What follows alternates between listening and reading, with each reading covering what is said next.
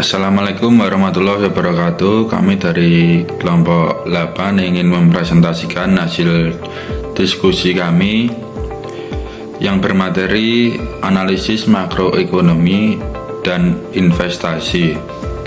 Sebelumnya perkenalkan, nama saya Muhammad Alvin dengan akhir NIM 123 dan teman saya Sofiatun Nabila dengan akhir NIM 110. Oke, langsung saja ke materi pertama akan dijelaskan oleh teman saya. Materi yang pertama yaitu apa itu analisis makroekonomi dan investasi. Analisis makroekonomi dan investasi adalah proses dua arah yang vital untuk pengambilan keputusan investasi yang tepat, menggabungkan evaluasi kondisi ekonomi secara keseluruhan atau makro dengan kesehatan spesifik perusahaan atau mikro. Faktor-faktor utama makroekonomi utama. Yang pertama ada inflasi, yaitu mengacu pada kenaikan umum tingkat harga barang dan jasa yang mengurangi daya beli uang. Dampaknya itu inflasi yang tinggi dapat mengikis imbal hasil investasi real dan mendorong kenaikan suku bunga. Yang kedua ada suku bunga. Suku bunga yaitu biaya meminjam uang atau imbalan dari menyimpan uang, biasanya ditentukan oleh bank sentral. Dampaknya itu kenaikan suku bunga umumnya negatif bagi harga obligasi dan menekankan harga saham karena meningkatnya biaya pinjaman perusahaan dan membuat investasi beresiko lebih mahal. Yang ketiga ada nilai tukar. Nilai tukar yaitu harga satu mata uang dalam mata uang lain. Perubahan nilai tukar mengurangi daya saing ekspor atau impor perusahaan, nilai aset investasi di luar negeri, dan arus modal masuk atau keluar. Yang keempat itu ada indeks pasar.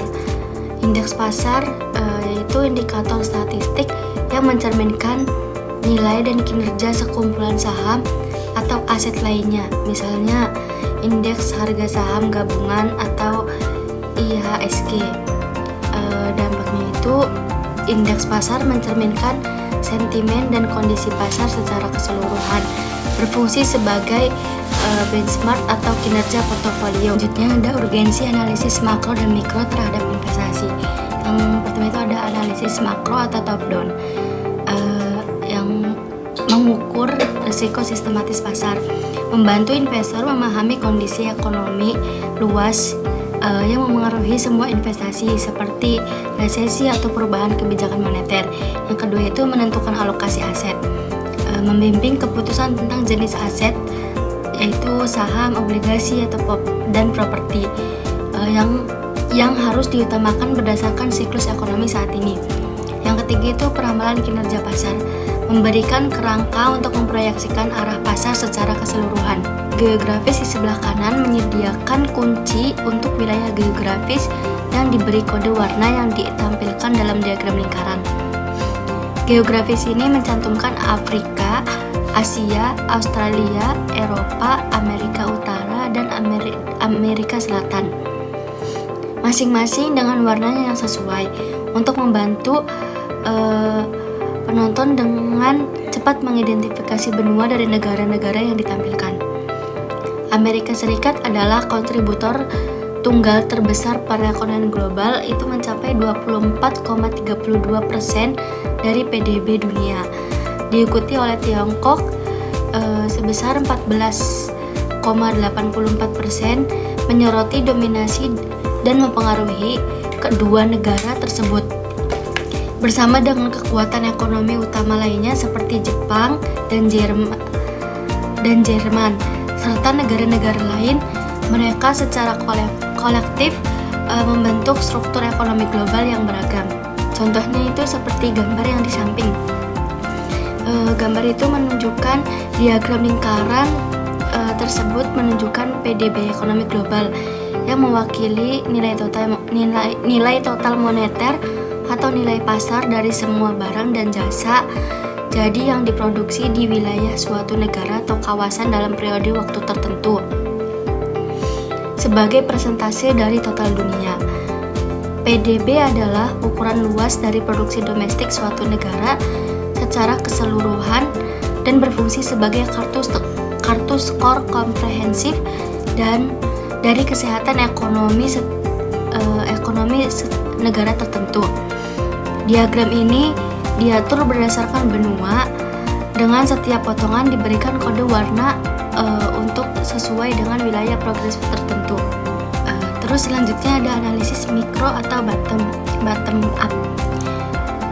Yang pertama itu mengukur resiko spesifik atau non sistematis, menilai kekuatan dan kelemahan perusahaan individual melalui laporan keuangan, model bisnis dan manajemen. Yang kedua itu memilih saham atau aset spesifik, memastikan investasi ditempatkan pada perusahaan yang sehat secara finansial dan memiliki keunggulan kompetitif dalam sektornya. Yang ketiga itu penilaian, menentukan nilai intrinsik suatu aset untuk mengidentifikasi apakah harganya di pasar undervalued atau overlooked. Selanjutnya korelasi makro terhadap risiko pasar. Faktor makroekonomi berpengaruh langsung terhadap psikologi pasar dan pergerakan harga saham.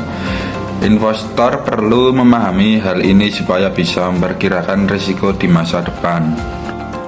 Faktor-faktor ini saling terkait dan mempengaruhi risiko pasar, volatilitas harga aset. Yang pertama GDP, yang kedua suku bunga, yang ketiga inflasi, yang ketiga nilai tukar. GDP atau produk domestik bruto itu pertumbuhan GDP umumnya menurunkan risiko pasar karena mengindikasikan laba perusahaan yang lebih baik. Resesi meningkatkan risiko. Jadi saat GDP naik artinya ekonomi itu tumbuh. Terus laba perusahaan cenderung meningkat, itu risiko pasar turun. Tapi kalau GDP turun atau resesi, investor jadi pesimis dan harga saham lebih fluktuatif. Yang kedua, suku bunga. Kenaikan suku bunga meningkatkan risiko harga saham karena meningkatkan biaya modal dan menekan valuasi atau present value. Jadi kenaikan suku bunga bikin investor pindah ke instrumen yang lebih aman seperti deposito atau obligasi, dan permintaan saham turun dan harga bisa tertekan. Yang ketiga yaitu inflasi. Inflasi yang tinggi dan tidak terkontrol meningkatkan ketidakpastian dan risiko. Inflasi moderat dianggap sehat dan justru menandakan ekonomi aktif, sedangkan inflasi tinggi bisa mengurangi daya beli dan laba perusahaan. Yang keempat, nilai tukar. Volatilitas nilai tukar meningkatkan risiko bagi perusahaan yang sangat bergantung pada impor atau ekspor atau memiliki utang mata uang asing. Perusahaan yang ekspor akan diuntungkan jika rupiah melemah, tapi perusahaan yang impor bisa merugi karena biaya meningkat. Selanjutnya, korelasi pertumbuhan sektoral dan fundamental perusahaan. Pertama, pertumbuhan sektoral. Pengaruh top down kinerja suatu sektor, misalnya teknologi, energi, konsumen, sangat dipengaruhi oleh siklus ekonomi dan tren makro. Misalnya, suku bunga tinggi cenderung menekan sektor properti. Analisis ini disebut top down approach. Kita lihat dulu kondisi ekonomi makro dan sektor mana ya potensial. Contoh, saat tren suku bunga tinggi, sektor perbankan mungkin tetap stabil, tapi properti bisa tertekan. Yang kedua, kondisi fundamental perusahaan. Pengaruh bottom up. Kondisi fundamental melibatkan analisis rasio keuangan, misalnya price to earnings atau P per E, debt to equity atau DER, kualitas manajemen, posisi kompetitif, dan arus kas perusahaan. Ini bottom up approach, Itu setelah tahu sektor yang bagus, kita pilih perusahaan yang terbaik dalam sektor itu. Kita lihat rasio keuangan seperti yang tadi, P/E rasio, menilai apakah harga saham terlalu mahal dibanding labanya. Terus DIR, menilai tingkat utang perusahaan. Terus cash flow, memastikan perusahaan punya arus kas sehat untuk bertahan di kondisi ekonomi yang sulit. Misalnya di sektor perbankan, Bank A punya DIR atau DIR rendah dan laba stabil. Ini menunjukkan manajemen yang efisien dan risiko kecil. Jadi kesimpulannya yaitu analisis investasi yang efektif memerlukan sintesis antara faktor makroekonomi, inflasi, suku bunga, GDP, nilai tukar untuk menilai risiko pasar dan menentukan alokasi aset sektoral, dengan analisis fundamental mikro untuk memilih perusahaan tangguh dan mengukur risiko yang spesifik. Jadi analisis investasi yang baik harus menggabungkan dua pendekatan, makro dan mikro. Dari sisi makro kita menilai kondisi ekonomi secara keseluruhan, sedangkan dari sisi mikro kita melihat kekuatan masing-masing perusahaan. Dengan begitu kita bisa membuat keputusan investasi yang lebih cerdas dan mengelola risiko yang baik. Mungkin itu saja penjelasan dari kami tentang analisis makroekonomi dan investasi. Terima kasih atas perhatiannya, kurang lebihnya mohon maaf. Wassalamualaikum warahmatullahi wabarakatuh.